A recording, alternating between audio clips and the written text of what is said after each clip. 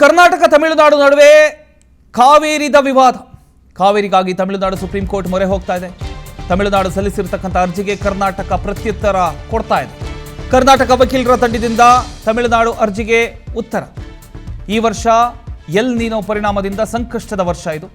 CWMA ನಿರ್ದೇಶನವನ್ನು ಸಂಪೂರ್ಣವಾಗಿ ಪಾಲಿಸಲಾಗಿದೆ. ತಮಿಳುನಾಡು ಸಲ್ಲಿಸಿರತಕ್ಕಂಥ ಒಂದು ಅರ್ಜಿ ಅನೂರ್ಜಿತಗೊಂಡಿದೆ. ಸರ್ಕಾರದ ಪರವಾಗಿ ಹಿರಿಯ ವಕೀಲ ಮೋಹನ್ ವಿ ಕಾತರಕಿ ಪ್ರತಿಕ್ರಿಯೆಯನ್ನು ಕೊಟ್ಟಿದ್ದಾರೆ.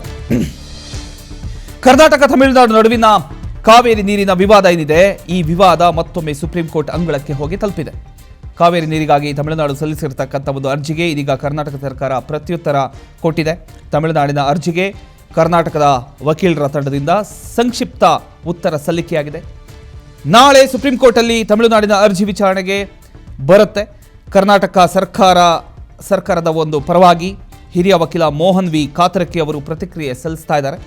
ಕರ್ನಾಟಕ ತನ್ನ ಉತ್ತರದಲ್ಲಿ ಈ ವರ್ಷವನ್ನ ಎಲ್ ನೀನೋ ಪರಿಣಾಮದಿಂದ ಸಂಕಷ್ಟದ ವರ್ಷ ಅಂತ ಉಲ್ಲೇಖಿಸಿದೆ. ರಾಜ್ಯದ 4 ಪ್ರಮುಖ ಕಾವೇರಿ ಜಲಾಶಯಗಳ ಒಳಹರಿವಿನಲ್ಲಿ 65.76% ಕೊರತೆ ಇದೆ ಅಂತ ಕರ್ನಾಟಕ ತನ್ನ ವಾದದಲ್ಲಿ ಹೇಳಿದೆ.